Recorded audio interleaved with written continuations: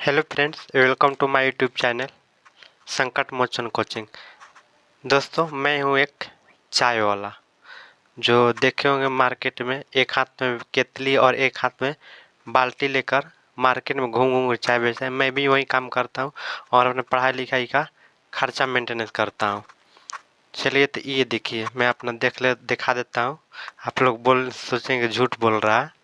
देखिए, ये है मेरा केतली और ये है गैस और ये है बाल्टी, जिसमें मैं अपना जो भी चाय वाला सामान होता है, कप उप होता है, इसमें रख लेता हूँ। और ये केतली और ये है नीचे एक छोटा गैस है, तो इसको हम टीना में रख लेते हैं। टीना में डाल देते हैं, उसको टांग कर एक हाथ में बाल्टी लेकर घूम घूम मार्केट में चाय बेचते हैं और अपना खर्चा मेंटेनेंस करते हैं मेरे दोस्त। और दोस्तों, ये है मेरा पढ़ाई का परिणाम CBT ALP CBT1 का ये एडमिट कार्ड है जो एग्ज़ाम देकर आया हूँ, वेरीफाई है। और ये है किस तरह की परीक्षा थी। ये हमारा 27 नवंबर 2024 को CBT1 का परीक्षा हुआ था और ये हमारा CBT2 का परीक्षा 19 मार्च को था, जो कैंसिल हो गया था। एग्ज़ाम सेंटर में बैठकर कैंसिल करा दिया गया था। बहुत परेशानी होता था। तो CBT2 का जो कैंसिल हो गया था, तो फिर दोबारा से CBT2 वाला पेपर मई में हुआ। 2 मई 2025 को हुआ था। ये है CBT2 का। और ये है ALP साइको का जिसको CBAT बोला जाता है, जो ALP का सबसे हार्ड पेपर होता है। ये CBAT का ये हमारा किस तारीख को, ये हमारा 15 जुलाई को हुआ था। 15 जुलाई 2025 को हुआ था। तो ये फाइनल यहाँ तक, यानी कि ये यहाँ तक मैं पहुँच चुका हूँ।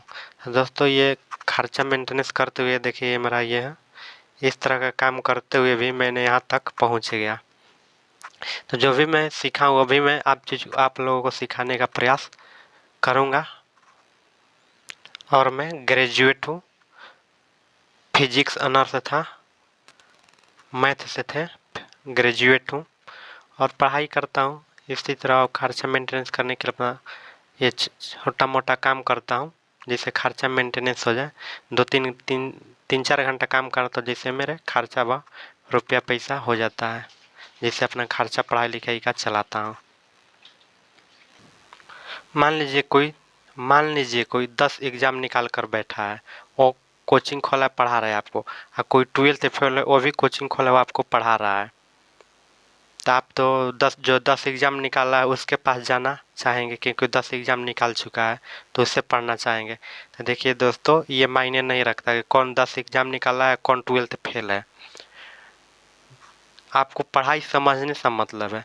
जो 12th फेल है वो भी पढ़ा रहा है, एक जो 10 एग्ज़ाम निकाल चुका है वो भी पढ़ा रहा है। पर आप उसी के पास जाना चाहेंगे जो एग्ज़ाम निकाल चुका है 10 को। पर पढ़ाई आपको किसका समझ में आएगा। अब उसके पास जा रहा है जो 10 एग्ज़ाम निकाल, पर वो आपको चीज़ें आसानी से समझा नहीं पा रहा है, उससे आप सीख नहीं पा रहे हैं। एक 12th फेले है, कोचिंग खोल रखा है, आप उसके पास पढ़ रहे हैं, वो पढ़ा रहा है, तो उसका पढ़ाई आपके लिए आपको समझ में आ रहा है, तो आपके लिए कौन अच्छा हुआ। 10 एग्ज़ाम निकालने वाला अच्छा हुआ, 12th फेल वाला अच्छा हुआ। 12th फेल वाला ना अच्छा हुआ, क्योंकि वो पढ़ाया तो आपको समझ में आया, वो पढ़ाया तो आपको समझ में नहीं आ रहा। तो ये डिपेंड नहीं करता है कि कोई 10 एग्ज़ाम निकाल लिया है और कोई 12th फेल है, वो पढ़ा रहा है आपको, तो आप उससे पढ़िए जो 10 एग्ज़ाम निकाल सके। तो ये डिपेंड नहीं कर, आप उससे पढ़िए जिसका पढ़ाई आपको समझ में आए, और चाहे 12th फेल हो, चाहे 10 एग्ज़ाम निकाल के बैठा हो, चाहे उसके पास बड़ा कोचिंग हो, चाहे उसके पास छोटा कोचिंग हो, बस आपको पढ़ाई समझ में आना चाहिए। टीचर वही है जो आपको समझा दे, सिखा दे, आपको सारी चीज़ें समझ में आ जाए, जो वो बताए वो आपको समझ में। आपके लिए टीचर वही है। तो ये डिग्री कोई मायने नहीं रखता है और ये एग्ज़ाम निकालना कोई मायने नहीं रखता है। आप उनसे पढ़िए जिससे आप समझ सकें। ये नहीं सोचिए कि 12th फेल है तो आपको नहीं पढ़ा सकता है, वही पढ़ा सकता है। पढ़ना और पढ़ाने में अंतर होता है। वो पढ़ेगा अच्छा से, नहीं पढ़ा क्योंकि एक सब्जेक्ट से एग्ज़ाम नहीं निकलता है, और एक सब्जेक्ट में वो माहिर है पढ़ाने में, यानी पढ़ाने का उसका तरीका है, तो उससे आप पढ़ सकते हैं। एग्ज़ाम निकाल सके चाहे ना निकाल सके, वो डिपेंड नहीं करता। आपको पढ़ाई समझ में आना चाहिए, और 12th फेल हो चाहे वो 10 एग्ज़ाम निकाल के बैठा हो, तो आपके लिए वही बेटर होगा जिससे पढ़ाई आपको समझ में आएगा।